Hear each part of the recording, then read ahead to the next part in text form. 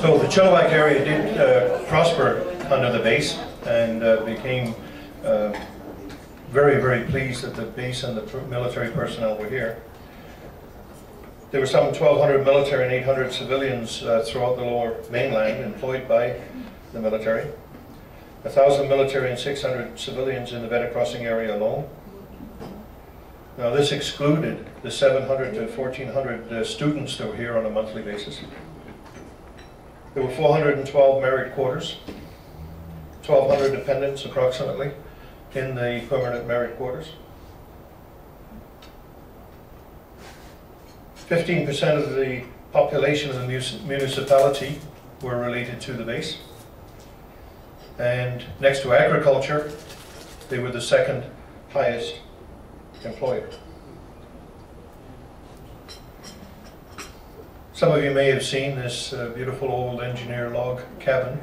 This is now located up at 6th Field Squadron on the North Shore at the armories that they have there.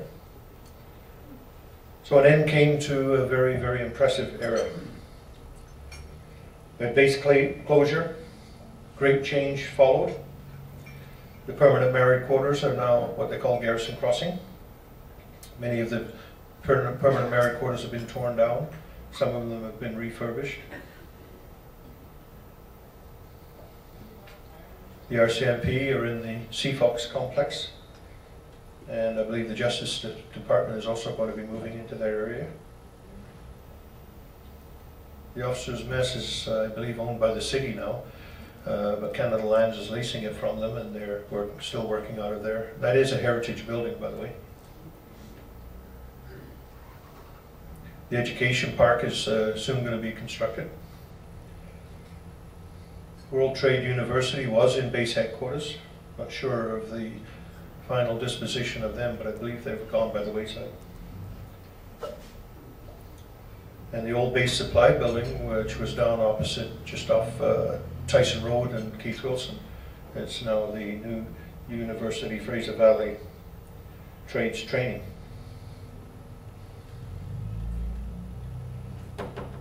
One of the very prominent projects that our society has recently completed is this 1943 Chevrolet tipper. It's what we would call a dump truck. That's what it looked like when it was first found. It had a lot of red on it.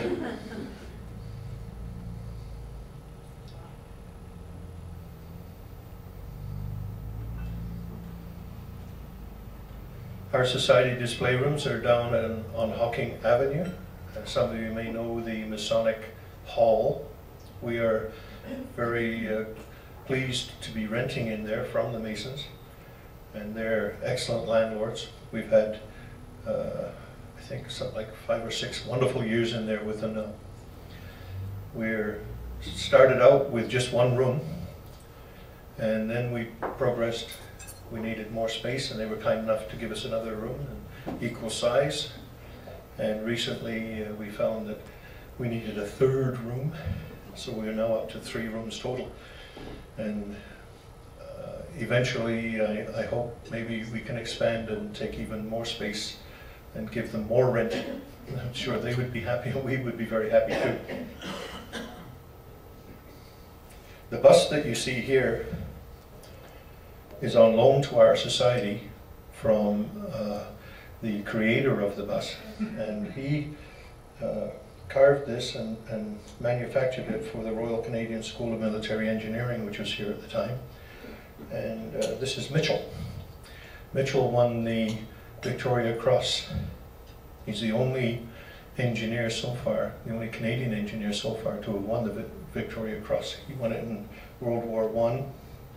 At the Battle of the Somme and around the Escaut Canal area. Him and half a dozen sappers came upon this bridge, found that it was loaded with dynamite, ready for destruction, and it was a bridge that the Allies sorely needed in order to get across this canal. All of the others had been blown up. They charged the bridge, they began dismantling the explosives, and then came under enemy fire. They continued dismantling and continued fighting with the Germans that were shooting at them. They managed to kill 3 of them. 1 of theirs was wounded. And they repulsed all further counterattacks. They got the bridge dismantled of explosives and saved it for the infantry which were coming up behind them. You'll find quite often that the sappers are in the lead. The sappers are everywhere. That's why they have on their uniform the word "Ubique." It was given to them by the King of England back in the 20s, because other battalions, other regiments had what they call battle honors. The engineers would need a giant of a man to carry an 18-foot high pole with a flag on it that would be 20 feet long and 10 feet wide in order to carry all the battle honors. Because literally, sappers were everywhere.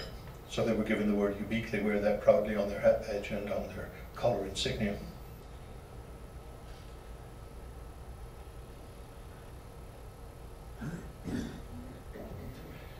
We refer to these uniform cases as suitcases.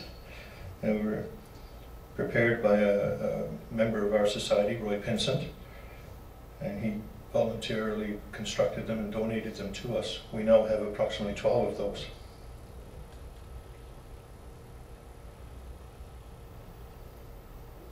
Every day we're at the Canada Day down at Heritage Park, every year I should say. We do an annual Canada Remembers program for the students in the area, and in this case we pretty much take over the entire Masonic Hall and invite other presenters and displays and reenactors into the building. For an entire week we have these little ankle biters running around the building. They have a lot of fun and we have more, trust me.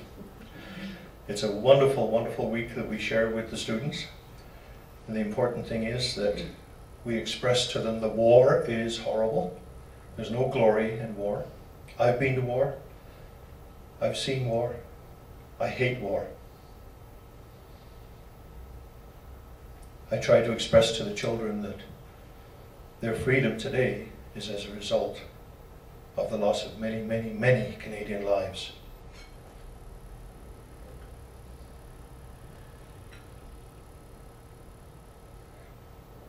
On an average week, we bring in about 1,400 students. This was one of the plays that we put on for them.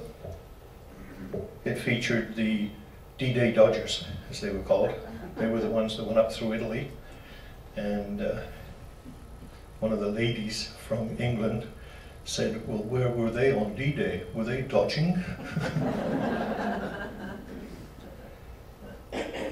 In fact, the 1st Division that went into Italy had the toughest time of all. They spent 22 continuous months in battle, the longest of any World War II unit. Smokey Smith won his Victoria Cross with the 1st Division, the Seaforth Highlanders. So this brings me to an end of the presentation. We ask, if you're of a mind, to please come and visit us, come and see our displays. We have been referred to by some visitors as the best kept secret in Chilliwack. We'd like to change that. We'd like to have lots and lots of visitors. Come down and see us. We have 3 wonderful rooms down there. Coffee is always on. If you happen to arrive on a Saturday, hot dog is served at lunch. We have one of our youngest members serving the hot dogs. They do a marvelous job. And recently we had our oldest member just pass away. Some of you may have known Hank Burrows. He was our oldest member. Bill Roberts is currently the oldest member now, and young Caden Gordon is the youngest member. So we go from age 10 to high 80s. I won't release Bill's actual age. Hank, when he passed away, was 93. So we do welcome you all, and we hope you will come and visit us. And as an aside, I do military history research for families. If you have a Canadian member that was in the military, I'll be more than happy to do his military research for a small fee. It takes me about 6 to 10 hours to do a complete research for you. And if anybody wants, I'll help you get his personal records from Ottawa. Are there any questions?